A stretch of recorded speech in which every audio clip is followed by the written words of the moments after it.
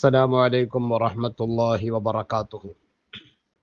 പരിശുദ്ധവും പവിത്രവുമായ പുണ്യങ്ങളുടെ പൂക്കാലമായ വിശുദ്ധിയുടെ നിദാനമായ സയ്യിദു ശുഹൂറായ മാസങ്ങളുടെ നേതാവായ പരിശുദ്ധ റമദാൻ നമ്മുടെ പടിവാതിക്കലിൽ എത്തി നിൽക്കുകയാണ്. ചൊവ്വാഴ്ച വൈകിട്ട് പിറ കണ്ടാൽ ബുധനാഴ്ചയും, കണ്ടില്ലെങ്കിൽ ശഅബാൻ 30 പൂർത്തിയാക്കി വ്യാഴാഴ്ചയും നോമ്പ് തുടങ്ങുകയാണ്. സത്യവിശ്വാസികളെ സംബന്ധിച്ചിടത്തോളം ആനന്ദത്തിൻ്റെ, സന്തോഷത്തിൻ്റെ, ആഹ്ലാദത്തിൻ്റെ ദിനങ്ങളാണ്. സുഹൃതം ആര് അഭിലഷിക്കുന്നുവോ അവർക്ക് മുന്നോട്ട് വരാം. പരിശുദ്ധമായ റമദാൻ കാഴ്ചവെക്കുന്ന വിളംബരമാണത്. നന്മ ആര് അഭിലഷിക്കുന്നുവോ അവർക്ക് മുന്നോട്ട് വരാം. സത്യവിശ്വാസിയെ സംബന്ധിച്ചിടത്തോളം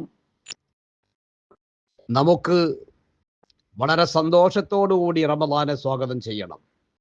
ഒരു വെറുപ്പും ഒരു അറപ്പും ഉണ്ടാവരുത്, ഒരു വിമുഖതയും ഉണ്ടാവരുത്.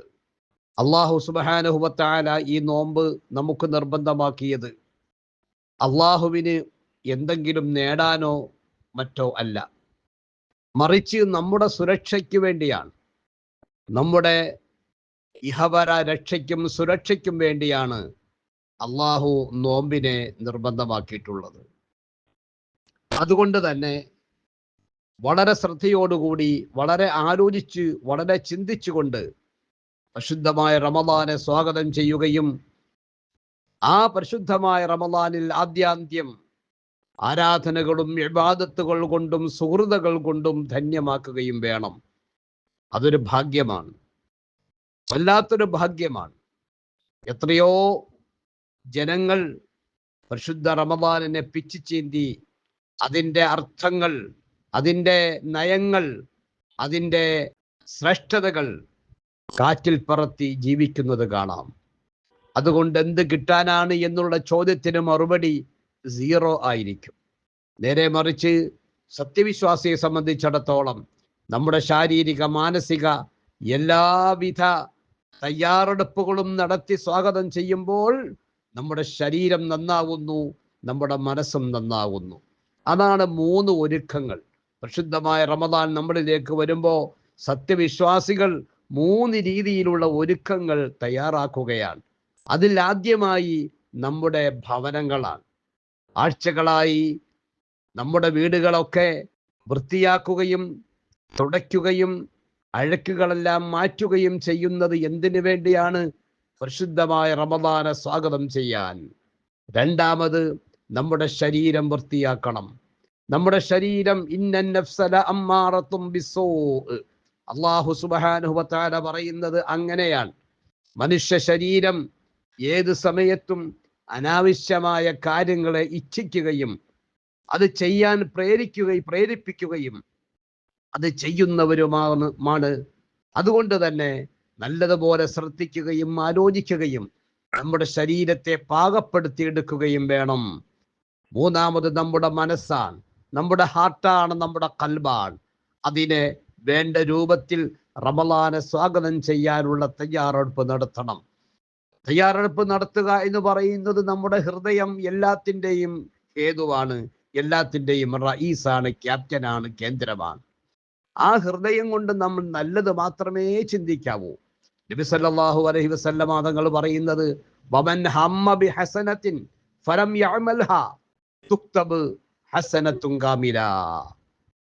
ഒരാൾ ഒരു നന്മ ചെയ്താൽ, നന്മ ചെയ്യാൻ ഉദ്ദേശിച്ചാൽ, വമൻ ഹമ്മ, ഒരാൾ ഉദ്ദേശിച്ചു ചെയ്തിട്ടില്ല, ഫലം യഅമൽഹാ, ഒരു നന്മ ചെയ്യാൻ ഉദ്ദേശിക്കുകയും അത് ചില സാഹചര്യങ്ങളുണ്ട് ചെയ്യാതിരിക്കുകയും ചെയ്താലും അതിന് പൂർണ്ണമായ കൂലി കിട്ടുമെന്ന് മുഹമ്മദ് റസൂലുള്ളാഹി സ്വല്ലല്ലാഹു അലൈഹി വസല്ലം പഠിപ്പിക്കുമ്പോൾ, അല്ലാഹുവേ, പരിശുദ്ധമായ റമദാൻ ഞങ്ങളിലേക്ക് നീ എത്തിക്കണേ റഹ്മാനെ. ആ പരിശുദ്ധമായ റമദാൻ പൂർണ്ണമായും നോമ്പ് നോക്കാൻ ഞങ്ങൾക്ക് നീ തൗഫീഖ് നൽകണേ റഹ്മാനെ. അതിനുള്ള ആഫിയത്ത്, അതിനുള്ള ആരോഗ്യം ഞങ്ങൾക്ക് നൽകണമേ റഹ്മാനെ. പരിശുദ്ധമായ ഖുർആൻ ഓതാൻ തൗഫീഖ് നൽകണേ റഹ്മാനെ. തറാവീഹ് ഒന്നുപോലും മുടങ്ങാതെ 20 റക്അത്ത് തന്നെ ജമാഅത്തായി നിസ്കരിക്കാൻ തൗഫീഖ് നൽകണേ റഹ്മാനെ. നോമ്പ് തുറക്കാനും തുറപ്പിക്കാനും ഒക്കെയുള്ള തൗഫീഖ് നൽകണേ റഹ്മാനെ.